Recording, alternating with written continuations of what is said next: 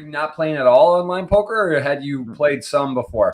Since I moved into New York City about 2 years ago, I haven't played any online poker. When I moved up here, I moved to New Jersey at first to play online. And I hated commuting because I work in the city, and I hated commuting from Jersey to New York. So I was like, fuck it. I'm not that good at poker anyway, so I might as well just move into the city. But, I love playing online poker, and I missed it. And I realized if I'm going to be stuck at home, I might as well figure out a way to play. So our boy, Jeff Platt, who works over at Poker Go, he put up on his Instagram story that he won like a $55 tournament for like $22K. And I was like, what in the world? Like, are tournaments really that big on ACR? That's insane. Like, that's like Full Tilt Poker Stars back in the day size tournaments. And so he was like, yeah, it's nuts. It's like 7 hours of late reg, unlimited reentry, fields get ginormous. It's like, shit, I'm going to lose a ton of money at doing this, aren't I? And so he transferred me some money, and I've been playing there for a few weeks now. I started writing my own blog in the same BarStool-esque blog, just doing it on the side of my own. When I got back to America, here I am, no job, living at my parents' house. I'm in my childhood bedroom, and my parents think that I'm applying for jobs, but I'm really just writing this blog on the side and lying to them, saying that I'm applying for jobs. And then eventually one night, I've been doing it for, a couple months at that point. I was just like sitting on like I can vividly remember, and I have a shitty memory, but I vividly remember this. I'm like sitting on my childhood bedroom floor, like my twin bed behind me, on my laptop, and I have like my Bank of America tab opened on my laptop, and it's small. It is not a lot of money. And I'm doing my own blog, and I'm like, I'm just going to go for it. I'm going to send Dave, who owns and runs Barstool, an email. He's always saying that he's like looking for new employees or like new bloggers. And this is back in the day when it's like literally just a blog. There's no podcast. Nobody's doing videos. Right. And so I compiled like 20 of my best blogs, sent them to him like, hey, I'm from DC. I know you're always looking for new people. Getting good feedback on my blog. Let me know what you think. And then he emailed me back, and then he hired me the next day.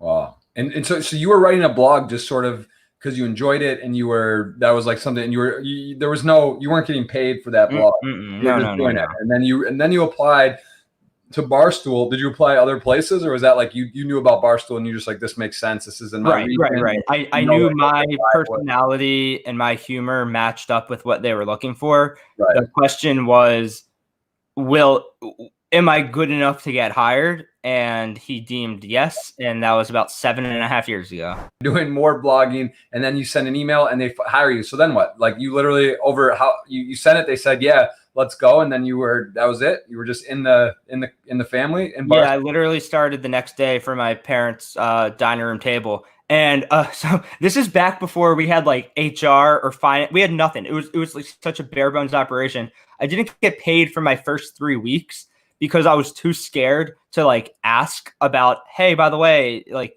am I getting paid? And he goes, wait, I never sent you the paper. I was like, no. He goes, all right, well, just fill this out and send it back. So it took 3 weeks for me to get the nerves up to ask if I could get paid.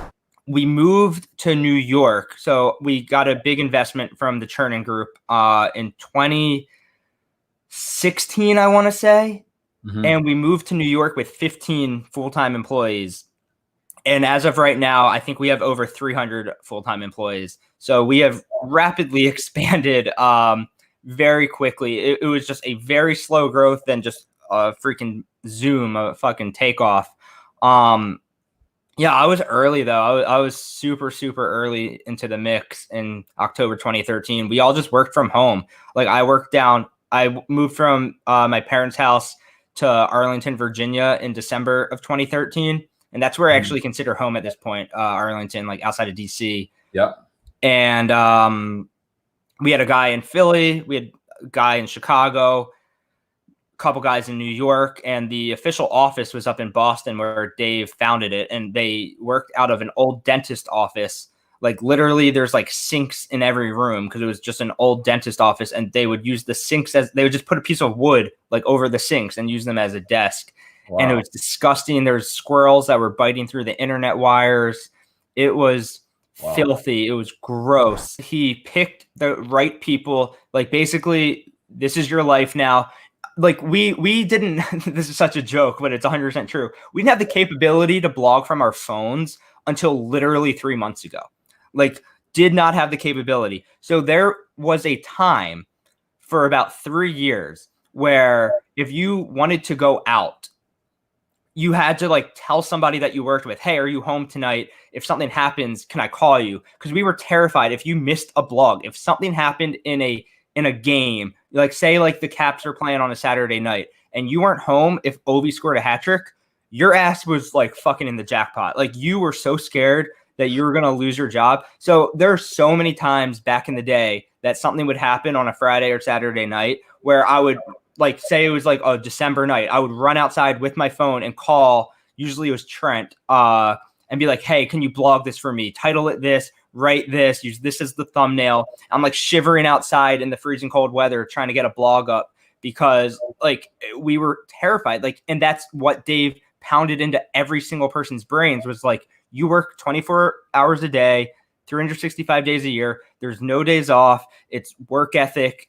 But like but it takes such a special type of person to buy into that. Right. And you just have to have this mentality that like, this is all going to pay off. Like we're a part of something. We knew we were part, like if you've been with Barstool from the beginning as a fan or even on the inside, like, you know, it's different. Like these people are passionate. The fans are passionate.